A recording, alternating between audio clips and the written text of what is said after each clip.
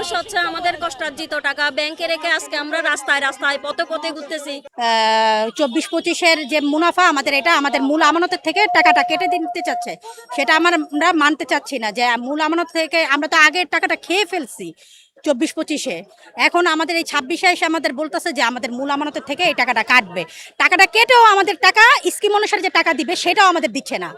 যে hair cut করে যে টাকাটা দিবে সেটাও আমাদের টাকাটা দিচ্ছে না। ওনারা রেজুলেশন শুধু চালু করতেছে, 1 বছর একটা 2 বছর, 2 বছর একটা 3 বছর, 3 মাস একটা 9 মাস, আবার 3 মাস অন্তর অন্তর টাকা দিবে বলছে, 1 লক্ষ করে টাকা, সে টাকাটাও আমাদের দিচ্ছে না। করোনা বা যে কোনো ভাইরাসের এগেইনস্টে ফাইট মানি ব্যাকট্রলের লেফট রাইট। গভর্নর মনসুর কিন্তু এই আইনও করছিল যে ব্যাংকের ম্যানেজারদের আর হয়েছে লোকা 2 মাসের যে 20% বেতন, আর হয়েছে 2টা ঈদ, যে রোজার কুরবানের ঈদ, ওনাদের যে ই দেওয়া হবে না, বোনাস দেওয়া হবে না, সেটা পর্যন্ত এই গভর্নর আইসা ওনাদের 20% বেতনও দিতেছে গভর্নরের, আবার যে ওনাদের ঈদের বোনাসও দিচ্ছে। কিন্তু আমাদের যে স্কিম অনুসারে যে টাকাগুলা 3 মাস পর পর যে 1 লক্ষ করে টাকা, সে টাকাটা আমাদের দিচ্ছে না। 6 মাস হয়ে গেছে, 2 লক্ষ টাকার পাওয়ার সময় হয়ে গেছে, এই পর্যন্ত আমাদের ওই 2 লক্ষ টাকাটাও আমাদের দিচ্ছে না। আবার আমাদের মুনাফাটাও দিচ্ছে না এই গভর্নর আইসা। আমাদের আমানত আমাদের ফেরত দিতে, মূল আমানত মুনাফা সহ আমাদের টাকা ফেরত দিতে।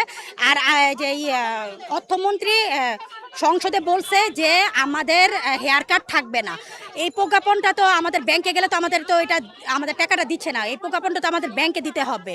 এই প্রজ্ঞাপনটা যতক্ষণ পর্যন্ত না দিবে ততক্ষণ পর্যন্ত তো আমাদের টাকাটা দিচ্ছে না। ব্যাংক ম্যানেজাররা বলতেছে যে বাংলাদেশ ব্যাংকের বলতে, বাংলাদেশ ব্যাংকে বললে আমাদের টাকা দিবে। বাংলাদেশ ব্যাংকে তো কোনো কিছু করতেছে না। বাংলাদেশ ব্যাংক তো সব চোরেরা বসে রয়েছে, চোরদের বসায় বসায় এসির হাওয়া বাতাস খাওয়া টাকাগুলো করতেছে। আমাদের টাকার কোনো বলতেছে না, রেজুলেশনও বলতেছে না। সমস্যা হচ্ছে আমাদের কষ্টার্জিত টাকা ব্যাংকে রেখে আজকে আমরা রাস্তায় রাস্তায় পথে পথে ঘুরতেছি, কিন্তু আমরা রাস্তায় থাকার মানুষ না। আমাদের এই ক্ষুদ্র ক্ষুদ্র সঞ্চয়গুলো রেখে আমরা আমাদের ছেলে মেয়েদের পড়াশোনার খরচের জন্য, বাসা ভাড়া, চিকিৎসা খরচ দেওয়ার জন্য আমরা ব্যাংকে টাকাটা রাখছিলাম। কিন্তু মাননীয় অর্থমন্ত্রী আমির খসরু চৌধুরী সাহেব বলেছেন হেয়ার কাট বাতিল হবে, কিন্তু সেটা আমরা মৌখিক কথায় বিশ্বাসী না।